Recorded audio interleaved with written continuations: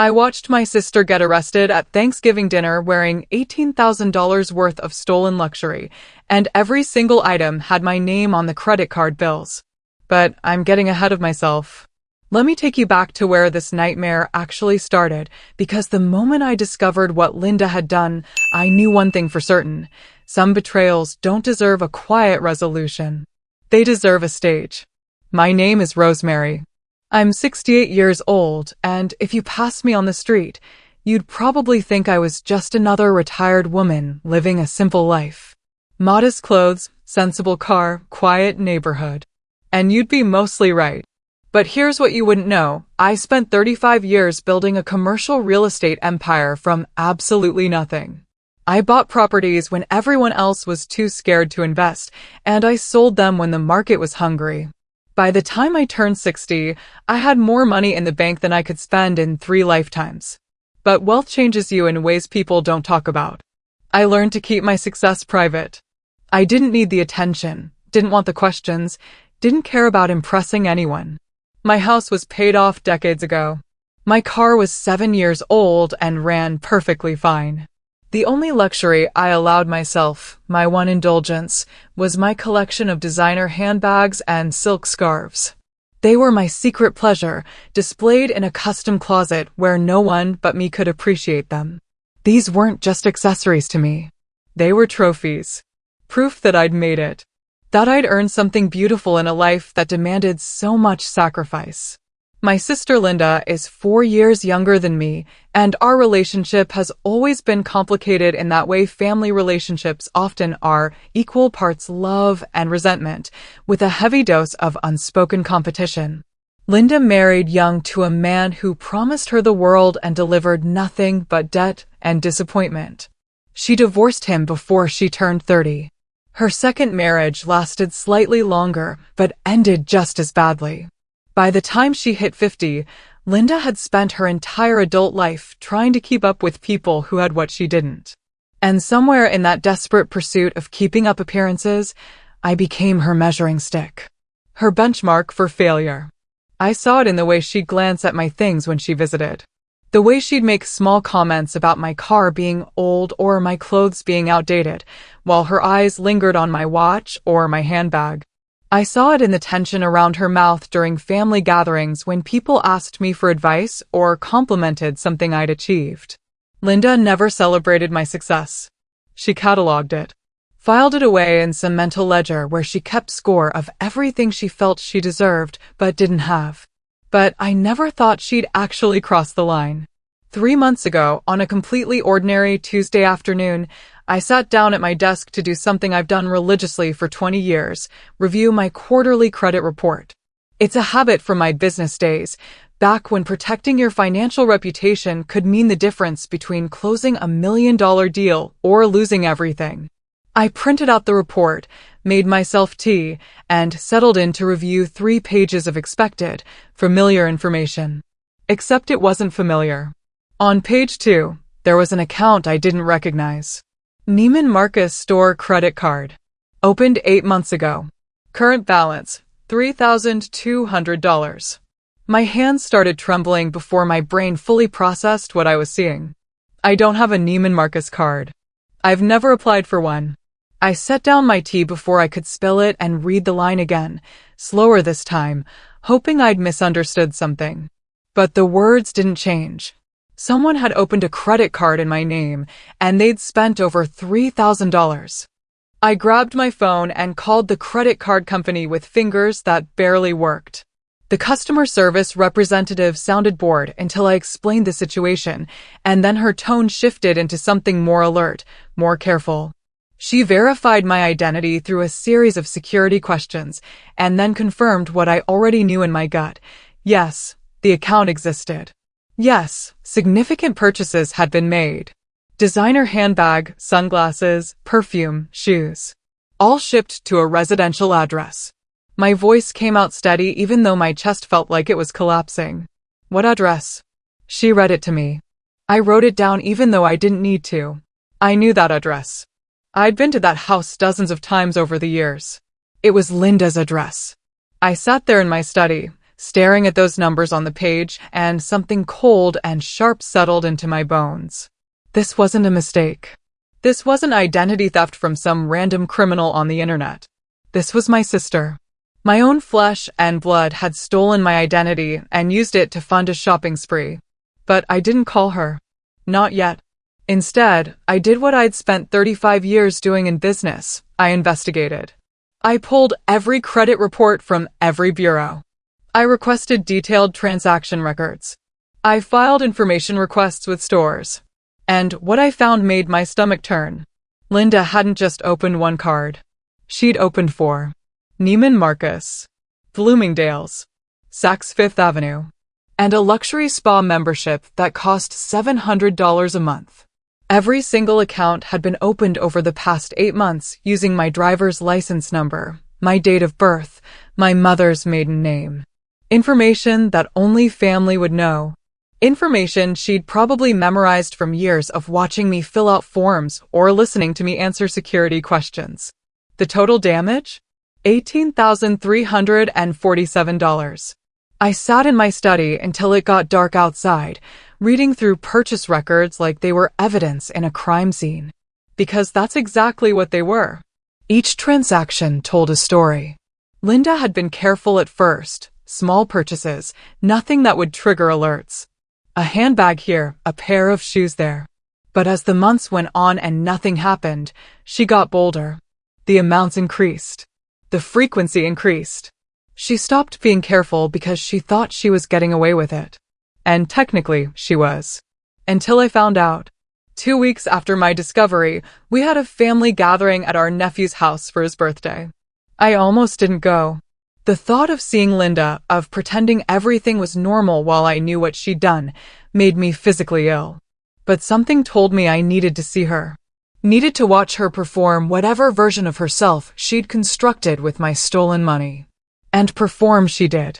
Linda arrived 30 minutes late in a Burberry trench coat I'd never seen before, the kind that costs more than most people's monthly rent.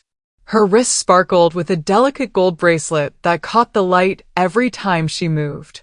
She carried a Prada handbag, not just any Prada bag, but the exact structured tote I'd been admiring in a magazine 3 months earlier, the one I'd ultimately decided was too extravagant even for me. I stood by the snack table, holding a paper plate with a slice of grocery store sheet cake, and watched my sister work the room like she was accepting an award. She touched people's arms, laughed too loudly, made sure everyone within earshot knew she was wearing something expensive. Our cousin Janet noticed the bag first. "Linda, that's gorgeous. When did you get that?" Linda's face lit up with practiced modesty. "Oh, this? I've been working overtime lately, really putting in the hours, and I just thought, you know what? A woman deserves nice things. We work so hard, and life's too short not to treat yourself once in a while." She said it loud enough for the entire kitchen to hear. Several people nodded approvingly. Someone else complimented her coat. Linda soaked up every word like she'd been starving for it, which I suppose she had been. I stood there watching this performance, and I realized something that made my blood run cold. This wasn't just about money. Linda wasn't stealing from me because she needed to survive. She had a decent job, lived in a nice apartment, had everything she needed. She was stealing from me because she needed the image, the appearance, the ability to stand in rooms full of family and finally be the one people admired instead of pitted. She'd stolen my identity to construct a better version of her own. I went home that night and sat in my study for hours, staring at the folder of evidence I'd compiled. I could report this immediately. Call the police, press charges, let the legal system handle it. Linda would be arrested, charged with multiple felonies, and probably serve time. My credit would be restored. I'd get my money back. Justice would be served. But something about that path felt incomplete. Too clean. Too quick. Linda had spent 8 months building this lie, weaving this fantasy where she was the successful sister, the one who could afford luxury, the one who deserved admiration. She'd humiliated me without even knowing it, parading around in a life she'd stolen piece by piece from my identity. And she'd done it publicly at family gatherings, on social media, in front of everyone who mattered. If I reported her quietly, she'd be arrested quietly, processed through the system like any other criminal. The family would hear about it eventually, but it would be secondhand information, something they learned after the fact. Linda would craft a narrative, make excuses, paint herself as the victim of my cruelty. That's when I made my decision. If Linda had humiliated me publicly, she deserved a public reckoning. Not revenge in the petty sense, something bigger than that. A moment where she would have to face exactly what she'd done in front of everyone she'd lied to. Where there would be no excuses, no escape, no way to rewrite the story. I wanted her to feel what I felt when I discovered the truth. That moment of shock. That betrayal. That realization that someone you trusted had systematically destroyed your sense of safety. So I didn't cancel the cards. Not yet. Instead, I made a phone call to a man named Gerald Mitchell, a forensic accountant who'd worked FBI financial crimes for 20 years before going private. I'd used his services once during a complicated property acquisition, and I knew he was thorough to the point of obsession. "I need you to build me a case," I told him during our first meeting, sliding the folder across his desk. "I want every login, every IP address, every delivery confirmation, every single piece of evidence that proves my sister stole my identity and spent $18,000 on designer goods and spa treatments." Gerald flipped through the folder, his expression never changing. When he finished, he looked at me over his reading glasses. "You know you could just report this now and be done with it, right? You've got enough here already." "I know," I said. "But I want more than enough. I want irrefutable. I want a case so airtight she can't talk her way out of it. And I want it compiled in a way that makes perfect sense to people who aren't financial experts." He studied me for a long moment. "You're planning something." "I'm planning justice," I corrected. "There's a difference." Gerald nodded slowly, and I saw something shift in his expression, a recognition, maybe, of someone who understood exactly what they wanted. "Then let's build something she can't escape from." That was 6 weeks ago. And while Gerald worked his magic tracing digital footprints and pulling security footage and compiling transaction records into a timeline of fraud, I watched Linda continue to dig herself deeper. Another handbag appeared at a family dinner. Designer shoes showed up in a social media post. She booked herself a weekend at a luxury spa resort and documented the entire thing online, photos of her wrapped in a plush robe, champagne in hand, caption reading, "Self-care isn't selfish. Treating myself like the queen I am." I screenshot every post, saved every image, added them to the growing file that Gerald and I were building. At our monthly family dinner in October, Linda showed up wearing a Hermes scarf draped perfectly around her shoulders, the same pattern I'd been admiring in a magazine just weeks before. She touched it constantly throughout the evening, adjusting it, smoothing it, making sure everyone noticed. When our aunt complimented it, Linda smiled and said, "Gift from an admirer." I sat across the table, eating my food, saying nothing. Just watching. Just waiting. Because I knew something Linda didn't. In 3 weeks, I was going to host Thanksgiving dinner. And Linda was going to learn that some debts get paid in ways you never expect. So here's my question for you. If someone you trusted, someone you called family, stole your identity and built an entire fake life with your name, how far would you go to make sure they understood the weight of what they'd done? The hardest part about building a perfect trap isn't the construction, it's the waiting. It's watching your prey walk closer and closer to the edge while every instinct in your body screams to push them over immediately. But patience, I'd learned in 35 years of business, is the difference between winning and winning completely. Gerald called me on a Thursday morning, 6 weeks after I'd hired him. I was in my garden, deadheading roses, when my phone rang. "I've got everything," he said without preamble. "And Rosemary, this is even worse than you thought." I set down my pruning shears, my heart suddenly pounding in a way that had nothing to do with physical exertion. "Tell me." He walked me through it methodically, the way a surgeon might describe an operation. Linda hadn't just been careless, she'd been systematic. She'd used the public library computers to apply for the credit cards, probably thinking the shared IP addresses would provide cover. She'd gone to 3 different library branches across town, spreading out her applications over several weeks. Smart enough to avoid a pattern. Not smart enough to realize that security cameras recorded everything.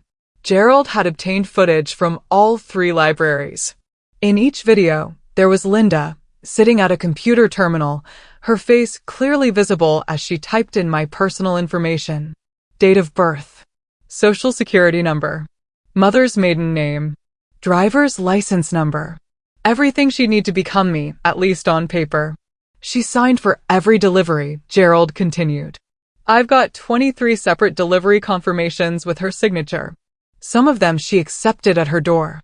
Others she picked up from the store directly, showing your ID information, stored in the system from the fraudulent applications. My hand tightened around the phone. How much total? $18,347. Across 4 different store credit accounts and 1 luxury spa membership. The transactions span 8 months, starting last February. The spending pattern shows escalation. She started small and got progressively bolder when nothing happened. I closed my eyes, seeing it play out in my mind. Linda at the library, hands shaking maybe, typing in those first few pieces of information. Waiting for approval. That first hit of success when the card was issued. The first purchase, small and tentative. Then the realization that she'd gotten away with it. The addiction of it. The power of walking into expensive stores and walking out with bags full of things she couldn't otherwise afford. What does this amount to legally? I asked, even though I already knew the answer. Multiple counts of identity theft, credit card fraud, and wire fraud since some purchases involved interstate shipping. We're talking felony-level charges across the board. She's looking at serious prison time if this goes to trial, and the prosecution would have an absolute field day with this evidence. It's airtight, Rosemary. She can't claim this was a mistake or a misunderstanding. This was deliberate, repeated, and documented. How soon can you have everything compiled into a presentation folder? There was a pause on the line. How soon do you need it? 3 weeks, I said. I'm hosting Thanksgiving. Another pause, longer this time. You're really doing this, aren't you? The whole public confrontation thing. Gerald, I said quietly, my sister spent 8 months stealing my identity and using it to buy herself a fake life. She wore my stolen goods to family gatherings and bragged about how successful she was. She posted it on social media. She made sure everyone saw what she had, what she'd supposedly earned. If she'd stolen money from my purse, I'd have reported it quietly and moved on. But she didn't just steal money. She stole my name, my reputation. She paraded around in an identity she constructed using my life as raw material. That deserves more than a quiet arrest. It deserves a stage, Gerald said, and I heard understanding in his voice. Exactly. I'll have everything ready in 2 weeks. Presentation folder, executive summary, full documentation, organized chronologically. Everything a prosecutor would need, and everything a family dinner audience would understand. After we hung up, I sat in my garden for a long time, staring at my roses without really seeing them. There was no satisfaction in what I was about to do, just a cold, clear sense of necessity. Some people think revenge is hot, burning, emotional. But real revenge is ice. It's calculated. It's patient. It's knowing exactly what you want the outcome to be and orchestrating every element to achieve it. And what I wanted was simple. I wanted Linda to feel the exact moment her carefully constructed fantasy shattered. I wanted her to experience the shock of public exposure. I wanted everyone who'd watched her perform her fake success to see the truth. Not because I'm cruel, but because some lessons can't be learned any other way. The next family gathering was 10 days later, a casual Sunday dinner at our cousin Janet's house. I almost didn't go. The temptation to avoid Linda until Thanksgiving was strong. But I needed to see her again, needed to gauge whether she suspected anything, needed to watch her continue digging the hole she didn't know she was standing in. Linda arrived late, as usual, and the moment I saw what she was wearing, my breath caught in my throat. A designer dress I didn't recognize. Expensive jewelry glinting at her wrists and throat. And carried casually over her arm like it was nothing special, a Chanel bag. The classic quilted leather, gold chain strap, the kind that costs $5,000 if you can even get on the waiting list. I felt something crack inside my chest. Not sadness. Not even anger anymore. Just a deep, settled certainty that what I was about to do was absolutely necessary. She worked the room exactly as she had before, touching arms, laughing loudly, making sure her bag was visible from every angle. She told elaborate stories about her recent promotion at work, a promotion I was 99% certain didn't exist, based on what I'd learned from Gerald's investigation of her actual employment records. The company is finally recognizing my value, she announced to a circle of relatives, her voice carrying across the living room. Sometimes you have to wait years for people to see what you're really worth, you know? But when they finally do, when they finally appreciate everything you bring to the table, it makes all the sacrifice worthwhile. I stood in the kitchen, arranging vegetables on a platter I didn't remember picking up, listening to my sister spin fiction into fact through sheer force of performance. And I realized something that made my hands go still. Linda actually believed her own lies now. She'd told the story so many times, performed successful Linda so consistently, that the character had merged with the person. She'd lost track of where the truth ended and the fantasy began. That's what made this so dangerous. That's what made intervention necessary. Linda wasn't just committing fraud, she was disappearing into a delusion funded by my stolen identity. Our cousin Janet appeared beside me, startling me out of my thoughts. "She's really doing well, isn't she?" Janet said, nodding toward Linda. I was worried about her for so long after the second divorce, but it looks like she's finally found her footing. I looked at Janet's kind, believing face. She had no idea. None of them did. They were all watching Linda's performance and taking it at face value because why wouldn't you believe family? Why would you suspect that someone you'd known your whole life was capable of systematic fraud? "She's certainly found something," I said, keeping my voice neutral. That night, Linda posted 7 photos on social media. Her in the designer dress. Close-ups of the jewelry. 3 different angles of the Chanel bag. Each caption was a variation on the theme of self-worth and treating yourself and recognizing your own value. The comments section filled up with heart emojis and congratulations and people telling her she deserved it. I screenshot every single post and sent them to Gerald with a single text, "Add these to the file." His response came back 2 minutes later, "She's making this too easy." But that was the thing about people who got away with something. They always got overconfident. Always pushed their luck just a little too far. Always believed that because they hadn't been caught yet, they never would be. 5 days later, I did something I hadn't done in over a decade. I volunteered to host a major family holiday. I sent out a group text to our extended family. "I'd love to host Thanksgiving this year at my house. I know it's last minute, but I've been feeling isolated lately, and I think it's time to bring everyone together. Please let me know if you can make it." The responses came flooding in within hours. Surprise. Enthusiasm. Janet called me directly. "Rosemary, are you sure? That's a lot of work. You usually prefer smaller gatherings." "I'm sure," I told her. "Life's too short to stay closed off. I want to celebrate with the people I love. I want everyone there." "Everyone?" she asked, and I heard the unspoken question, "Even Linda?" "Especially Linda," I said. "She's my sister." "That should mean something." Janet's voice softened. "That's really beautiful, Rosemary. I think this will be good for both of you." If she only knew. Linda called me 2 days later. I was in my study reviewing Gerald's preliminary documentation when her name appeared on my phone screen. I let it ring 3 times before answering, using those seconds to steady my voice, to slide into the role I needed to play. "Rosemary, hi." Her voice was bright, surprised. "I got your text about Thanksgiving. I have to say, I was shocked. You never host holidays." "I've had a change of heart," I said, keeping my tone warm but not effusive. I've been doing a lot of thinking about family lately, about what matters. I've kept myself too separate for too long, and I don't want to wake up one day and realize I've missed everything important because I was too busy protecting my privacy. There was a pause on the line. I could almost hear Linda processing this, trying to figure out if there was a hidden meaning. That's really wonderful, Rosemary. I think you're making a great choice. I hope you'll be there, I said. It wouldn't be the same without you. Another pause, shorter this time. Of course I'll be there. I wouldn't miss it. Good, I said, and I meant it. I'm planning something special. A real feast. The kind of meal people remember. I can't wait, Linda said, and I wondered if she heard the irony in her own words. After we hung up, I sat staring at my phone for a long time.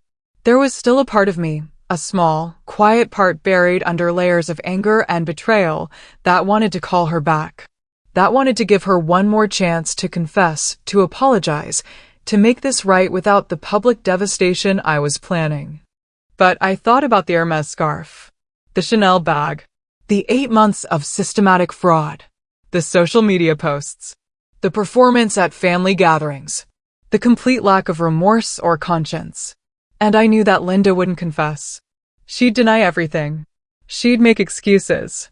She'd probably even find a way to blame me for not being more careful with my personal information. Some people only learn through consequences. And Linda was about to get an education. Gerald delivered the final documentation folder 12 days before Thanksgiving. It was a thing of beauty, organized, tabbed, color-coded, impossible to misunderstand. The executive summary laid out the facts in stark simplicity. For fraudulent credit accounts, $18,000 in purchases, 8 months of activity. All traced conclusively to Linda Henderson using stolen identity information belonging to her sister Rosemary Henderson. Behind the summary came the evidence. Transaction records. Screenshots of delivery confirmations. Security camera footage still showing Linda at library computers. Photos from her social media posts showing her wearing or carrying the stolen goods. IP address logs. Timestamps. Everything cross-referenced and verified. This is more than enough for prosecution, Gerald said as I reviewed the file in his office. The DA will take one look at this and offer her a plea deal immediately. No prosecutor wants to take this to trial. It's too obvious, too documented. She'll plead guilty to avoid a longer sentence. How long are we talking about? For this level of fraud? 18 months to 3 years, probably. Plus restitution, probation, community service. Her life, as she knows it, is over. I closed the folder, feeling the weight of it in my hands. And if someone wanted to arrest her at a specific time and place?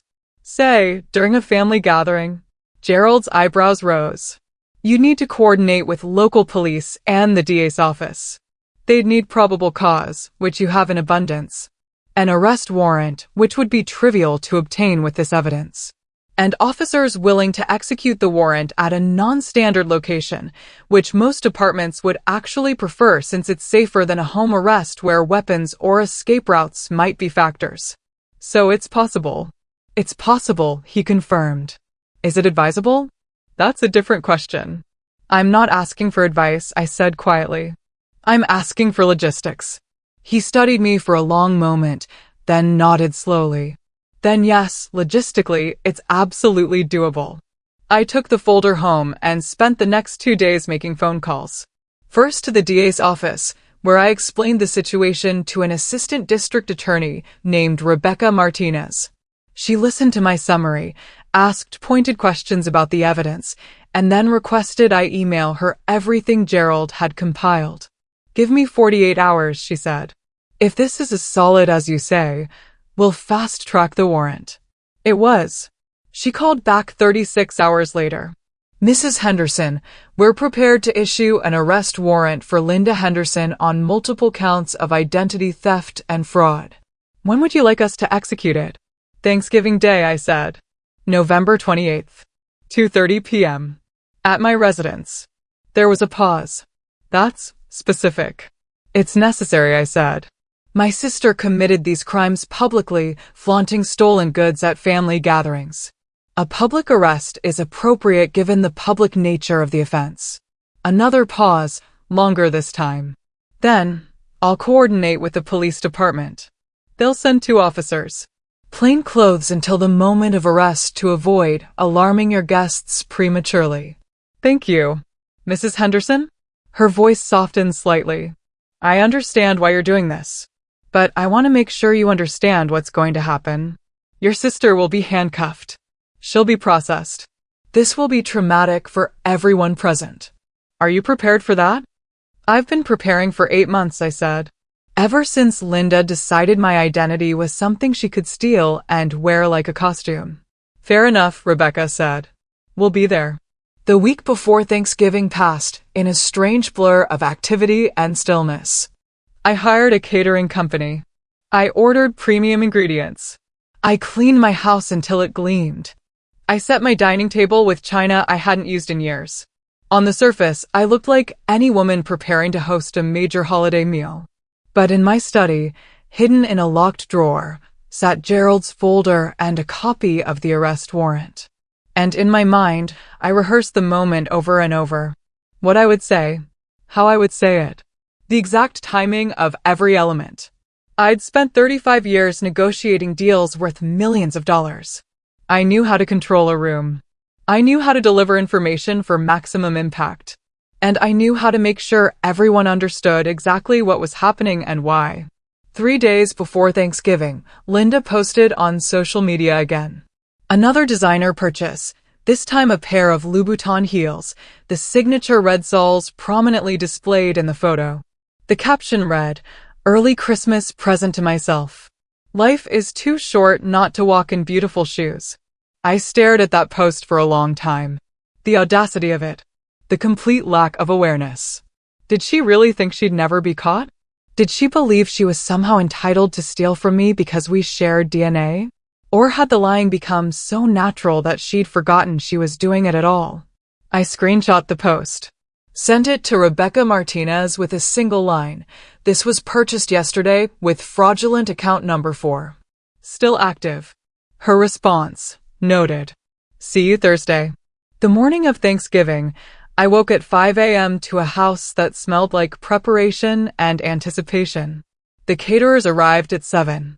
By noon, my kitchen was a symphony of coordinated chaos, prime rib roasting, potatoes whipping, pies cooling, vegetables glazing. My dining room table could have been featured in a magazine spread. Detective Sarah Okoye and Officer Michael Chin arrived at 1:15 through my back entrance. I'd met them once before in a coordination meeting at the police station. They were professional, thorough, and remarkably non-judgmental about the unusual nature of the arrest. We'll wait in your study, Detective Okoye said, reviewing the floor plan I'd provided. When you give the signal, we come out. We identify ourselves, read her rights, and execute the arrest. The whole thing takes about 3 minutes. And if she resists? Then it takes 4 minutes, Officer Chin said drily. Mrs. Henderson, people don't usually resist arrest at family dinners. The social pressure alone typically ensures compliance. I showed them to my study, brought them coffee and pastries, and left them with the folder Gerald had compiled. In case you want to review the evidence while you wait, I said. Detective Okoye took the folder, her expression unreadable. Mrs. Henderson, can I ask you something? Of course. Why this way? You could have had us arrest her at home, at work, anywhere else. Why in front of your family? I looked at her for a long moment, considering the question. Because my sister didn't just steal my money. She stole my identity and used it to perform a version of success she hadn't earned. She did it publicly, repeatedly, without remorse. Everyone in this family watched her show off stolen goods and believed her lies. They deserve to know the truth. And she deserves to face that truth in front of everyone she lied to. Detective Okoye nodded slowly. Fair enough. Guests started arriving at 2. 23 people in total, filling my house with noise and laughter and the smell of good food. They complimented the decorations. They asked what they could do to help. They told me how wonderful it was that I was finally opening my home this way. And at 2:37 p.m., Linda arrived. She wore a designer dress that probably cost more than my monthly grocery bill. Her jewelry caught the light with every movement. She carried that damn Chanel bag like it was an extension of her arm. And draped perfectly around her shoulders, framing her face like a badge of sophistication, was the Hermes scarf, my pattern, my taste, purchased with my stolen identity. She hugged me at the door, and I hugged her back, feeling the silk of the scarf against my cheek. "Rosemary, this is absolutely gorgeous," she gushed. "You've really outdone yourself." "Only the best for family," I said, and I meant every word. We ate. The food was exceptional. Conversation flowed easily. Linda held court at one end of the table, telling stories about her fabricated promotion, her imaginary success, her fantasy life. Everyone listened. Everyone believed. Everyone congratulated her on finally getting the recognition she deserved. I watched it all with the clarity of someone who knows exactly what's coming next. And I waited for the perfect moment. After dessert, when everyone was full and relaxed and happy, I stood up and tapped my wine glass with a spoon. The gentle chiming cut through the conversation like a knife. The room went quiet. All eyes turned to me. "I want to thank you all for coming today," I began, my voice steady and clear. "Family means everything to me, and Thanksgiving is about gratitude. About acknowledging what we have and where it comes from." Heads nodded around the table. Linda smiled at me from her seat, probably thinking I was about to say something sentimental about togetherness. "So I thought we'd go around and each share something we're thankful for," I continued. "I'll start." I looked directly at Linda, making sure she was watching, making sure everyone was watching. "I'm thankful," I said slowly, "for the truth." And then I reached under my chair and pulled out a small silver bell. The one I'd placed there that morning specifically for this moment. The one that would change everything. I rang it once, the clear note hanging in the air like a question waiting to be answered. The study door opened, and Detective Sarah Okoye stepped into my dining room in full uniform, Officer Michael Chin right behind her. The transformation in the room was instantaneous, like someone had paused a movie mid-scene. Forks stopped halfway to mouths. Conversations died mid-sentence. Someone's wine glass tilted dangerously, but didn't spill. 23 pairs of eyes tracked the officer's movement across my hardwood floor, the only sound the deliberate rhythm of their footsteps. Linda's face underwent a series of changes so rapid I almost couldn't catalog them all. Confusion first, why are police in Rosemary's house? Then recognition, I know that woman from somewhere. Then the slow, creeping horror as her brain caught up with what her eyes were seeing. The color drained from her face so completely she looked like she might faint. Detective Okoye approached the table with the calm professionalism of someone who'd done this hundreds of times. She stopped directly behind Linda's chair. "Linda Henderson?" Linda's mouth opened. No sound came out. She tried again. "Yes, I'm Detective Sarah Okoye with the County Police Department. You're under arrest for identity theft, credit card fraud, and wire fraud." The silence that followed was so complete I could hear my nephew's watch ticking from 3 seats away. Then the room exploded into chaos, gasps, shocked exclamations, chairs scraping backward as people instinctively moved away from the epicenter of whatever was happening. But I didn't move. I stood exactly where I was, watching Linda's world shatter in real time. "What?" "No, there's been a mistake." Linda's voice came out strangled, desperate. She looked around the table wildly, seeking an ally, someone to tell her this wasn't real.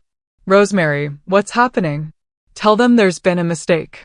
Instead of answering, I walked to where she sat and placed Gerald's folder on the table directly in front of her. The folder landed with a solid thunk that seemed louder than it should have been in the stunned silence.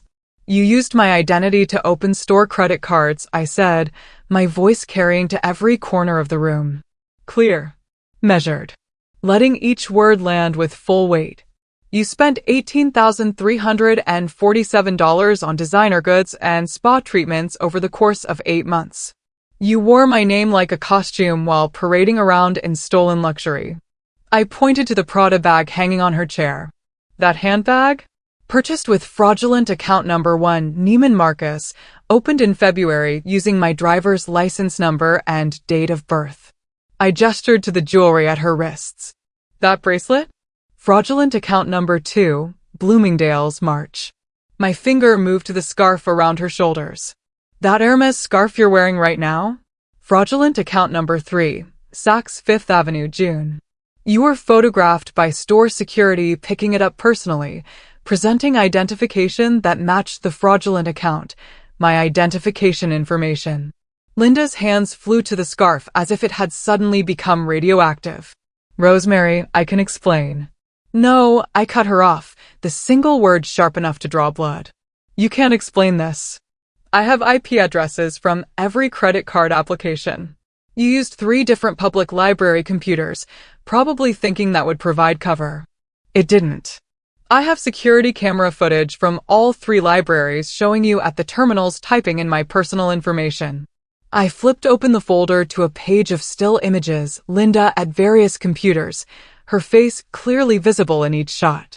Our cousin Janet leaned forward involuntarily, staring at the photos with dawning horror. I have 23 signed delivery confirmations, I continued. Some you accepted at your door. Others you picked up from stores directly, using my stolen information stored in their systems. I have bank statements showing every transaction. I have screenshots of you flaunting these stolen goods on social media, posting about treating yourself and recognizing your own worth. I turned to address the table at large, making sure everyone understood the scope of what had happened. My sister didn't steal from me because she needed money. She has a decent job. She lives comfortably.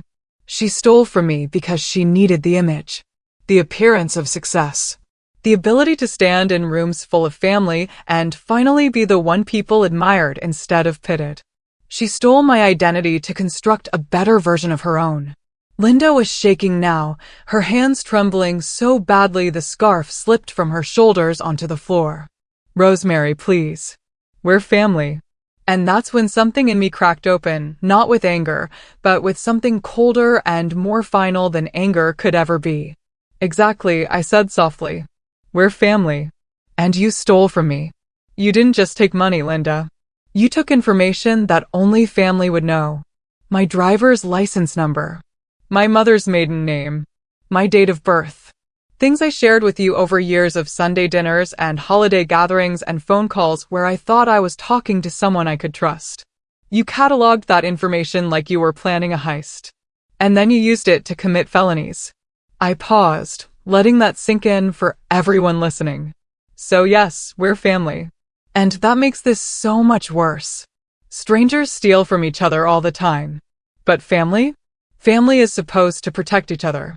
Family is supposed to be the one safe place where you don't have to guard your personal information like it's nuclear launch codes. You didn't just betray my trust, Linda. You weaponized it. Officer Chin had moved to stand beside Linda's chair during my speech. Now he spoke for the first time, his voice professionally neutral. Ma'am, I need you to stand up and put your hands behind your back. Linda looked at him like he'd spoken a foreign language. You're actually going to arrest me? Here? In front of everyone? Yes, ma'am, Officer Chin said.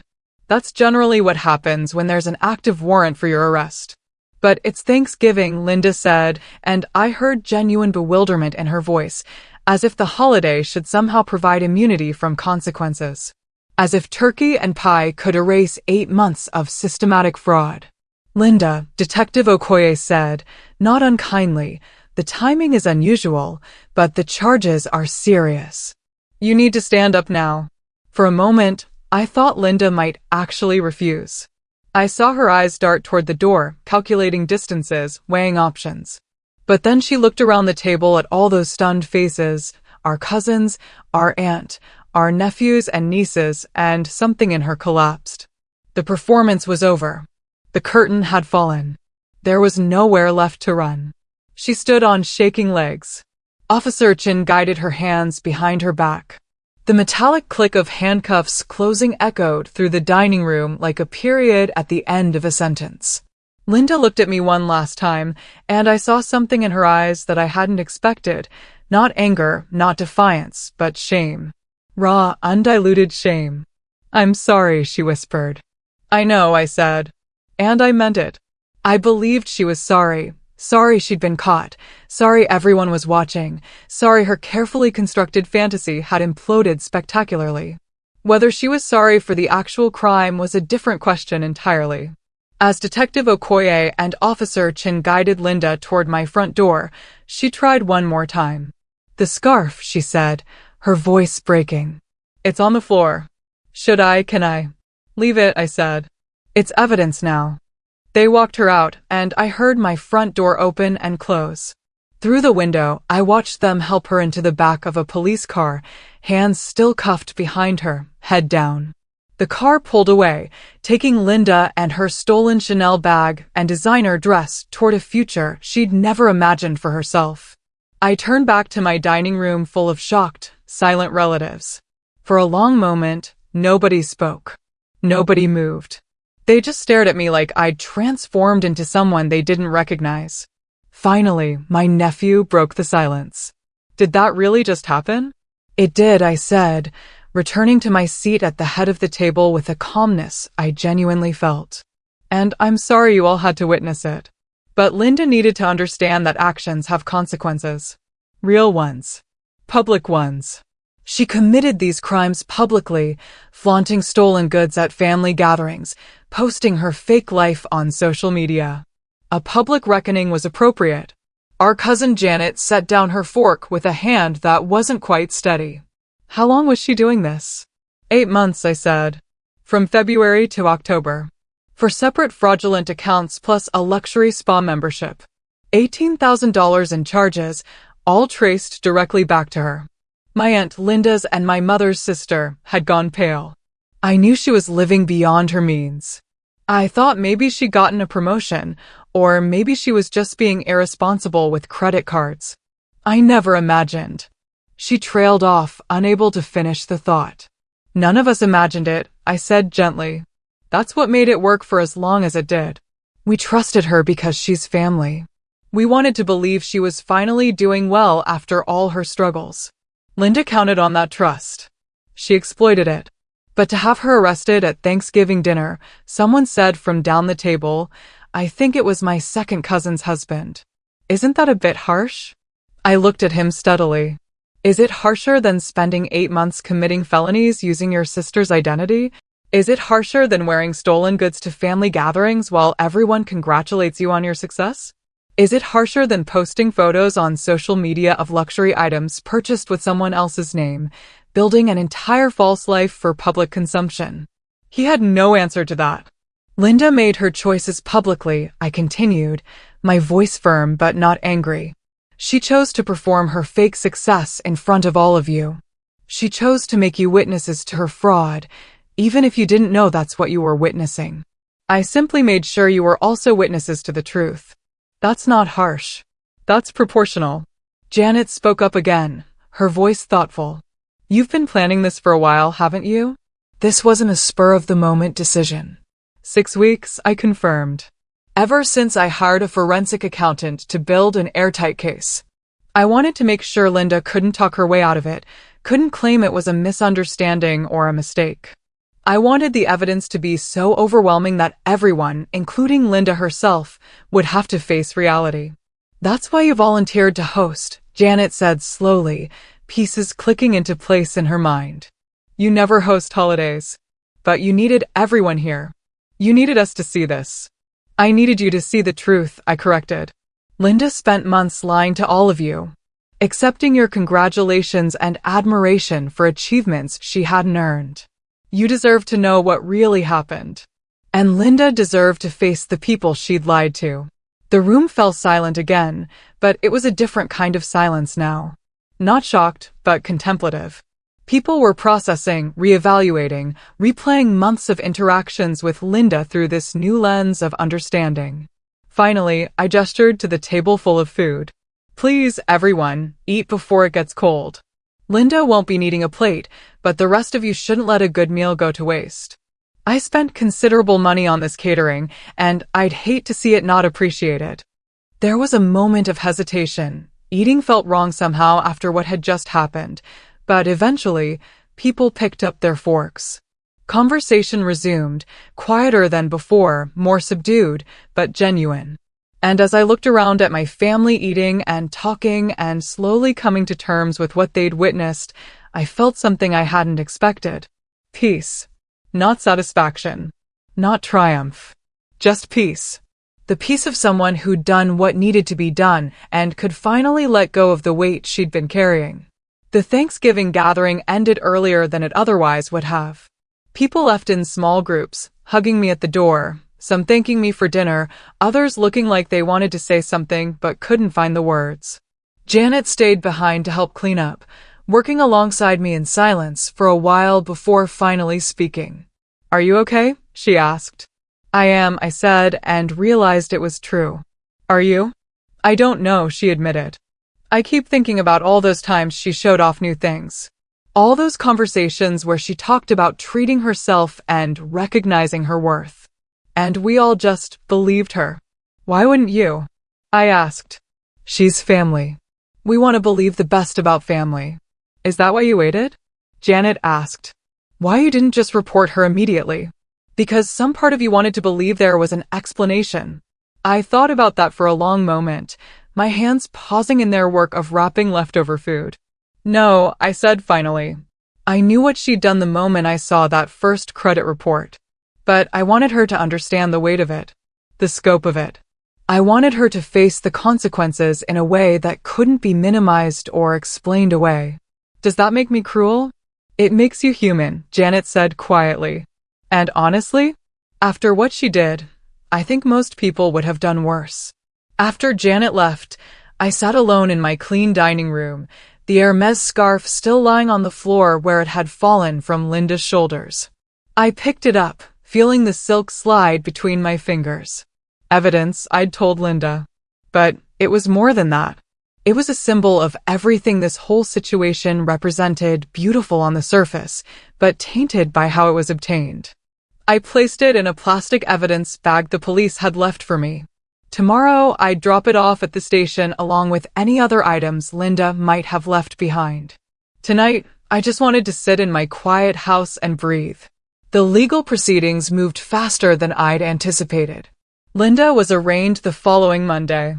Her bail was set at $50,000, high enough to ensure she took the charges seriously, low enough that our aunt could post it after mortgaging her house. Linda was released with an ankle monitor and strict conditions. No contact with me, no leaving the state, surrender of passport.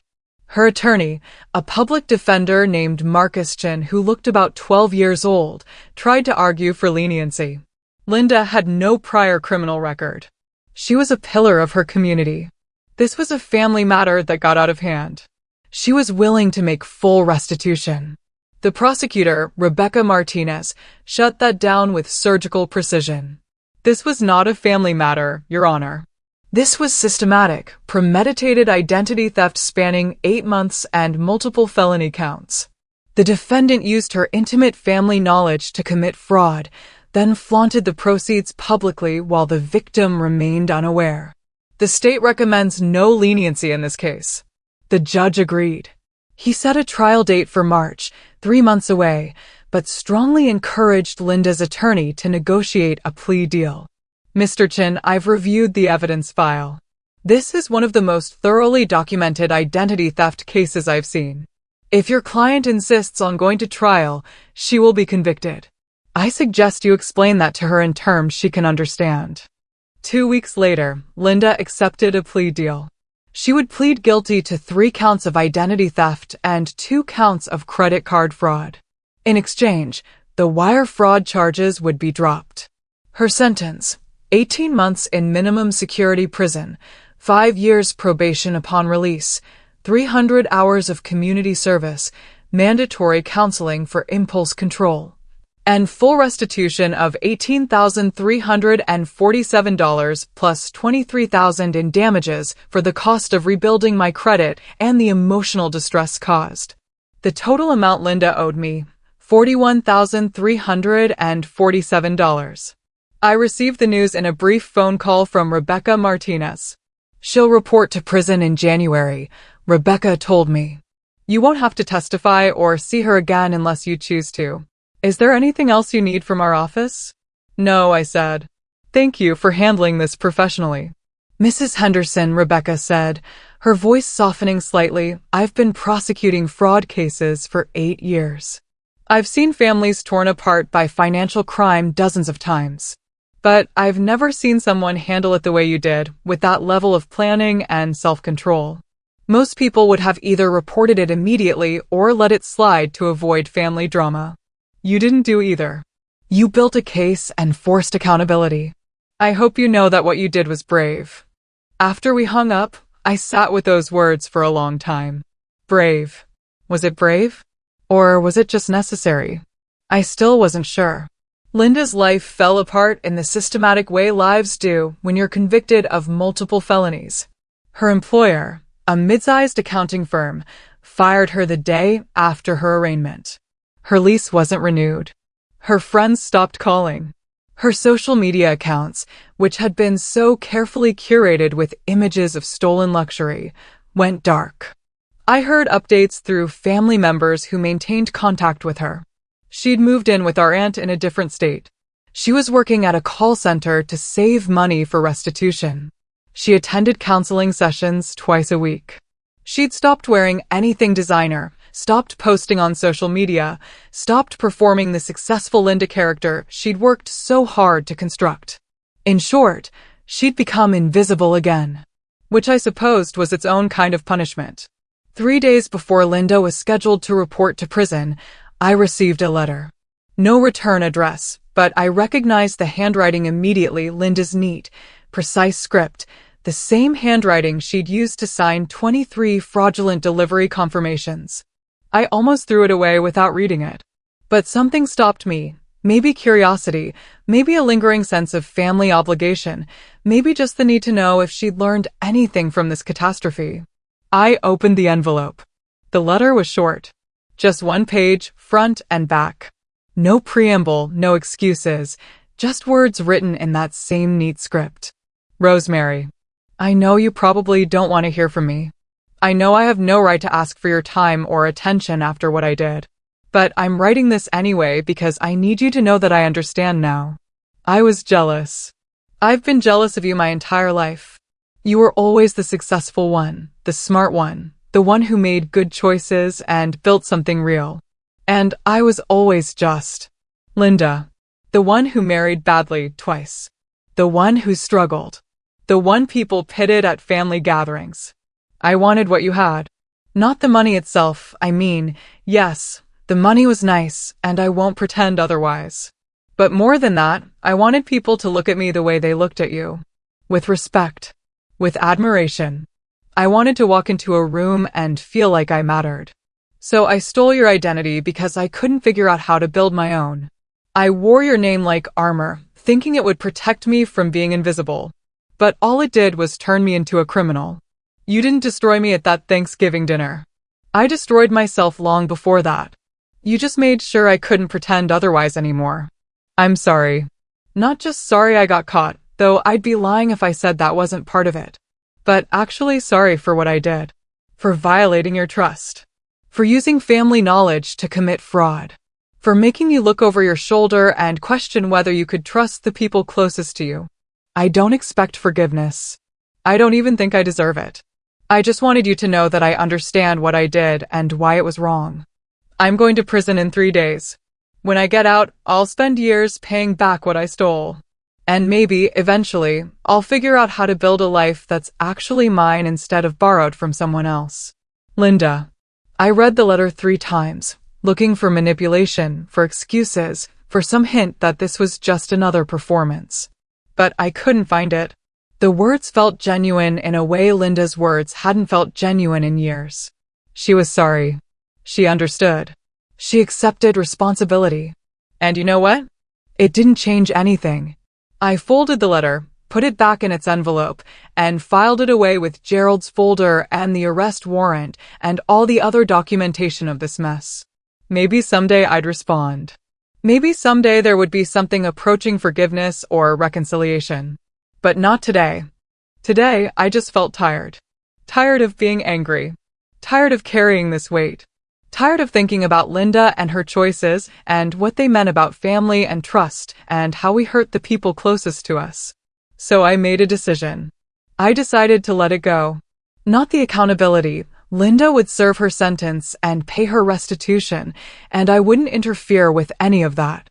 But the anger, the bitterness, the constant mental replay of every moment leading up to that Thanksgiving dinner. I let it go. Life moved on. The holidays passed. Spring arrived. I started traveling again, something I'd always wanted to do but never prioritized.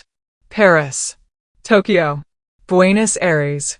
I bought myself designer scarves in every city, beautiful ones, expensive ones, earned through my own work and paid for with my own money. And every time I wore one, I remembered that the most valuable thing I own isn't something you can buy in a store or steal from a credit application. It's the knowledge that I faced betrayal with clarity and strength. That I demanded accountability even when it was hard. That I refused to let someone else's poor choices define my life. That's worth more than any Hermes scarf could ever be. 6 months after Linda went to prison, I got a check in the mail. $2,000. The first installment of her restitution payment. It arrived with a note from the court system explaining that Linda was working in the prison library and sending every dollar of her wages to pay back what she owed. I deposited the check. Not because I needed the money, but because accepting it meant Linda was keeping her word. She was doing the work of rebuilding, one payment at a time. Would she ever fully rebuild? Would she find a way to construct an identity that was authentically hers instead of stolen from someone else? Would she learn to value who she was instead of obsessing over who she wasn't? I didn't know. And honestly, it wasn't my responsibility to know. I'd done my part. I'd enforced consequences. I'd made sure she couldn't hide from the truth of what she'd done. The rest was up to her. So here's what I want you to understand from my story. Betrayal happens. Sometimes it happens from strangers. Sometimes it happens from the people closest to you, the people who have access to your trust and your personal information and your family history. And when that betrayal is systematic, when it's deliberate, when it's performed publicly while the victim remains unaware, demanding accountability isn't cruel. It's necessary. You don't owe abusers privacy for their abuse. You don't owe fraudsters discretion for their fraud. You don't owe family members who weaponize family knowledge a quiet resolution that protects their reputation while destroying yours. Some actions deserve public consequences. Some betrayals require witnesses to the truth. And sometimes, the most powerful thing you can do is refuse to let someone else's crime remain your private shame. I'm 71 years old now. 3 years have passed since that Thanksgiving dinner that changed everything. Linda was released from prison 8 months ago. She completed her sentence with good behavior, found a job as a bookkeeper at a small nonprofit in another state, and continues sending restitution payments every month like clockwork. We haven't spoken. Maybe someday we will. Maybe someday there will be room for something beyond accountability, maybe understanding, maybe acceptance, maybe even forgiveness. But I'm not rushing toward that day. I'm living my life. Traveling. Collecting beautiful things I've earned. Building memories that belong only to me. And I'm finally at peace with all of it. The betrayal, the confrontation, the consequences, the aftermath. Because at the end of the day, I protected the most important thing, my sense of self. My integrity. My refusal to let someone else's poor choices define my story. And that's something no one can ever steal. Now I want to ask you something, and I want you to really think about your answer. Have you ever been betrayed by someone close to you?